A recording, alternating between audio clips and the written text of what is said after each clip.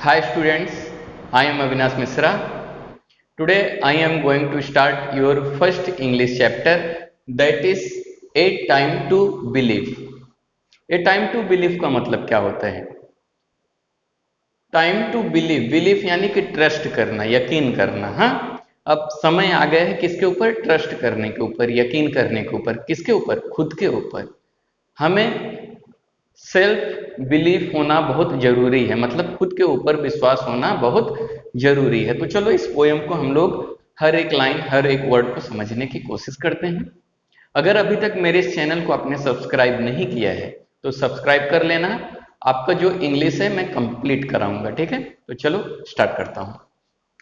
यहाँ पे देखिए, यहाँ पे मैंने आपका पोयम लिख दिया है, ठीक है, ताकि आप अच्छे से समझ पाओ। To believe is know that every day is a new beginning, is to trust that miracle happen and dreams really do come true. To believe is know that का मतलब क्या होता है कि यानी हम लोगों को बिलीव होना चाहिए। बिलीव यानी कि खुद के ऊपर ट्रस्ट होना चाहिए कि हमें ये चीज मालूम है। यहाँ पे देखिए, to believe is know that, मतलब कि हमें खुद के ऊपर ट्रस्ट होना चाहिए, विश्वास होना चाहिए कि हमें यह चीज मालूम है। क्या मालूम है? Every day is a new beginning, मतलब कि हमें मालूम होना चाहिए कि हर दिन क्या होती है? नई शुरुआत होती है ना? हमें हर दिन कुछ ना कुछ नया करना चाहिए, क्योंकि every day is new beginning. New beginning मतलब हर रोज क्या होता है? नई शुरुआत होती है। समझ में आ गया? Is to trust that miracle happen, हमें यकीन होना चाहिए कि इस दुनिया में चमत्कार होते हैं। मिरेकल का मतलब क्या होता है? चमत्कार। अगर हमारा ट्रस्ट, हमारा यकीन, हमको खुद के ऊपर ट्रस्ट रहेगा तो हम चमत्कार कर सकते हैं। चमत्कार का मतलब क्या होता है? जो काम कोई नहीं कर सकता, अगर आप उसे करके दिखा दोगे तो उसे क्या कहा जाता है? चमत्कार कहा जाता है। इंग्लिश में उसे क्या कहते हैं? मिरेकल। क्लियर हुआ? अभी चमत्कार होते कैसे हैं मैं आपको बताता हूं। दो भाई थे, बहुत साल पहले दो भाई थे। वो कहते थे कि मैं हर चीज को आसमान में उड़ा दूंगा। तो लोग बोलते थे पागल है क्या, हर चीज को आसमान में कैसे उड़ा देगा? वो दो भाई क्या कहते थे?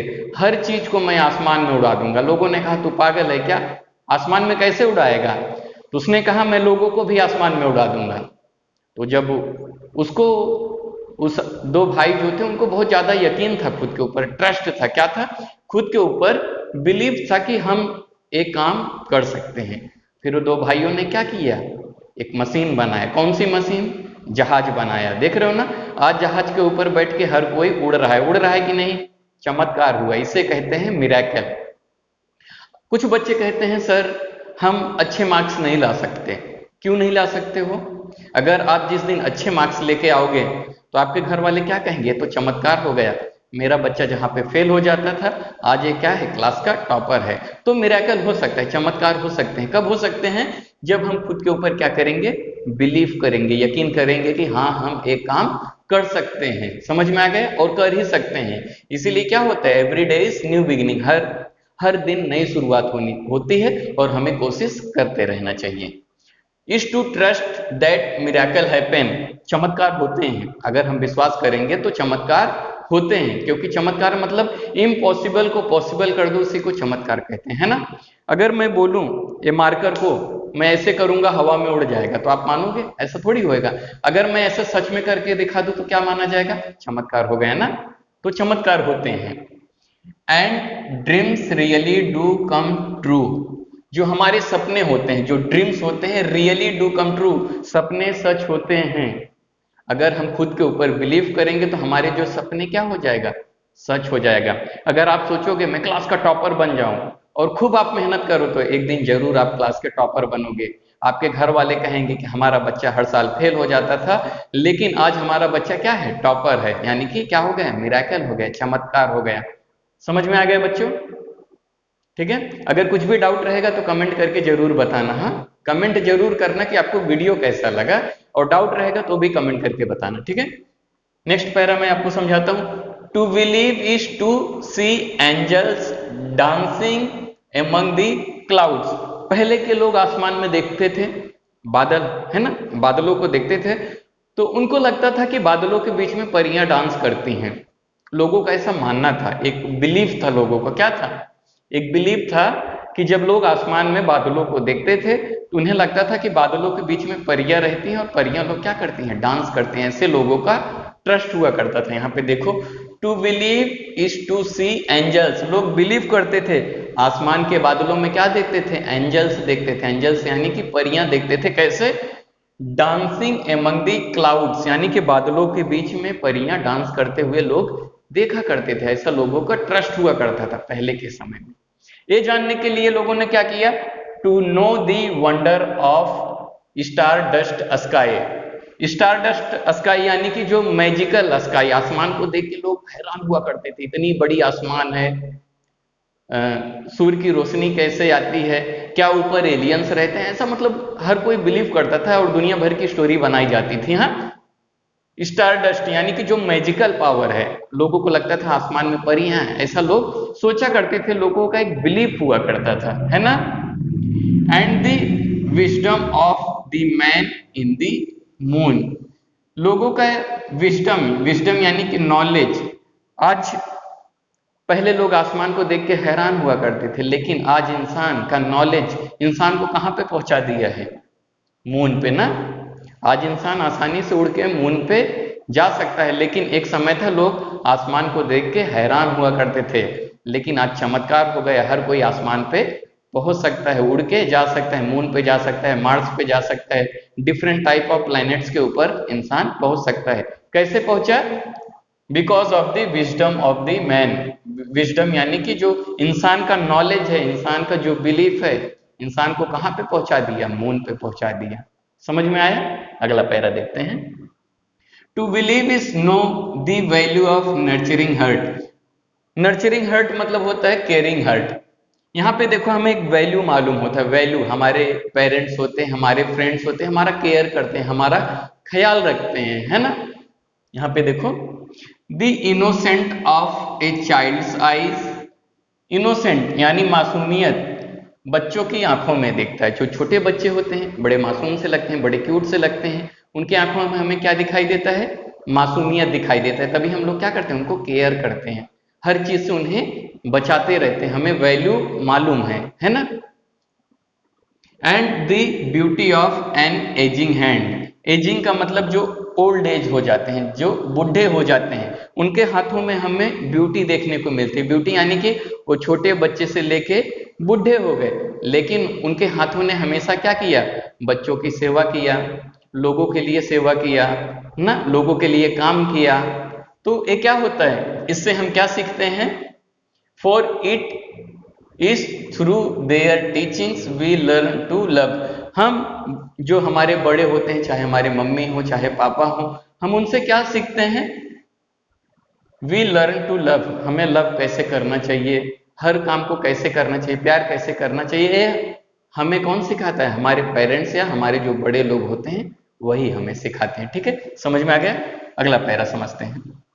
To believe is to find the strength and courage that lies within us. अगर हम अपने ऊपर ट्रस्ट करेंगे, अगर हम अपने ऊपर बिलीव करेंगे तो क्या होता है? टू फाइंड द स्ट्रेंथ, हमारे अंदर जो शक्ति है हम उसे सर्च कर सकते हैं, ढूंढ सकते हैं। हमारे अंदर बहुत सारे पावर होते हैं, लेकिन हम बिलीव ही नहीं करते। अगर हम बिलीव करते हैं तो हम उस जो स्ट्रेंथ है उस पावर को ढूंढ सकते हैं। And courage that lies within us. हमारे अंदर करेज होता है, हम साहसी होते हैं। करेज यानी कि साहसी। हम कोई भी काम कर सकते हैं, लेकिन हम उसको सर्च नहीं करते, हम उसे ढूंढते नहीं। अगर हम ढूंढेंगे तो हम कोई भी काम कर सकते हैं। एक बच्चा था, कहता था सर कि हमारे स्कूल में एक बच्चा है वो हर साल टॉप करता है और मैं नहीं कर पाता हूँ। क्यों नहीं कर पाता था वो बच्चे? क्योंकि खुद के ऊपर क्या नहीं करता था? बिलीफ नहीं करता था। मैं उस बच्चे से पूछा कि क्या टॉपर का जो ब्रेन है, जो माइंड है, वो 2 किलो का या 5 किलो का है क्या, और तुम्हारा पाव किलो का है? नहीं ना, दोनों का ब्रेन जो है सेम है। तो तुम भी हार्ड वर्क करो, जो तुम्हारे अंदर पावर है उसको निकालो, मेहनत करो और तुम भी टॉपर बनो। बन सकते हो। कब बन सकते हो? जब आप खुद के ऊपर ट्रस्ट करोगे। समझ में आ गया? To believe is to find the strength. अगर हम अपने ऊपर बिलीव करेंगे तो जो हमारे अंदर का स्ट्रेंथ है, जो पावर है, उसे सर्च कर सकते हैं, खोज सकते हैं। And courage that lies within us. Within us मतलब हमारे अंदर बहुत सारी ऐसी क्वालिटीज होती हैं अगर हम खुद के ऊपर बिलीव करेंगे तो उस क्वालिटीज को हम क्या कर सकते हैं, यूज कर सकते हैं, लोगों को दिखा सकते हैं कि इस दुनिया में मिरेकल यानी कि चमत्कार होते हैं। When it is a time to pick up the pieces and begin again, कभी कभी क्या होता है, यहाँ पे देखो, when it is time to pick up, कभी कभी क्या होता है, हम बहुत अच्छा पढ़ाई करते हैं और फेल हो जाते हैं। फेल होने के बाद क्या होता है, बहुत दुख होता है, रोना चालू कर देते हैं, आज के बाद हम पढ़ाई नहीं करेंगे, ये नहीं करेंगे। क्या होता है, शॉक लग जाता है ना। फेल होना मतलब कि बहुत बड़ा दुख आ जाता है लाइफ में। लेकिन हमें क्या करना चाहिए, एक बार फेल हो गए ना, अगली बार हम अच्छा मेहनत करेंगे, डिजास्टर से वापस आएंगे, हम फिर से अच्छा मेहनत करेंगे और दुनिया को दिखा देंगे कि हम ऐसा कर सकते हैं।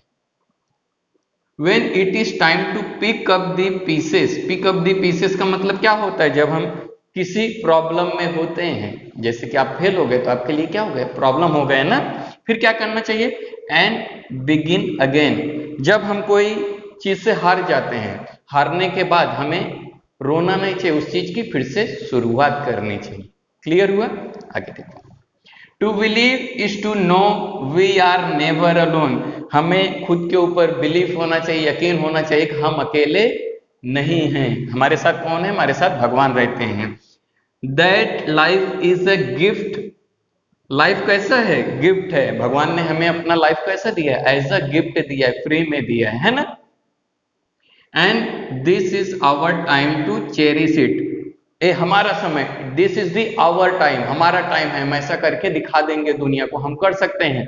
और हमें टाइम को क्या करना चाहिए, चेरिश इट, हमें टाइम को बचाना चाहिए, समय को बर्बाद नहीं करना चाहिए। बहुत सारे बच्चे क्या करते हैं, सोशल मीडिया पे टाइम बर्बाद करते हैं। अगर आप अच्छा पढ़ोगे तो एक दिन जरूर अच्छा बनोगे, तो टाइम को बर्बाद नहीं करना है, क्योंकि लाइफ क्या है, गिफ्ट है, उसको अच्छे से यूज करना है।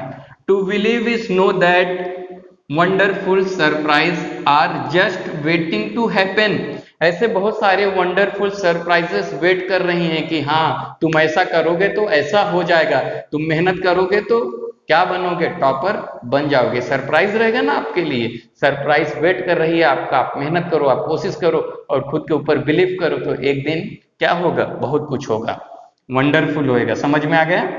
And all our hopes and dreams are within reach if only we believe, यहाँ का मतलब क्या होता है, एंड ऑल आवर होप्स, जितने भी हमारे होप्स हैं, जितने भी हम उम्मीद करते हैं हम ए करेंगे, और जितने भी हमारे ड्रीम्स हैं, जो सपने हैं, क्या होगा, आर विद इन रीच, एक दिन सच होगा। कब सच होगा, जब हम इफ ओनली वी बिलीव, जब हम सपनों के ऊपर बिलीव करेंगे और उसके ऊपर हार्ड वर्क करेंगे, तो एक दिन सपने क्या हो जाएंगे, सच हो जाएंगे। और जिस दिन सपने सच होंगे तो लोग क्या कहेंगे, चमत्कार हो गया। समझ में आ गया।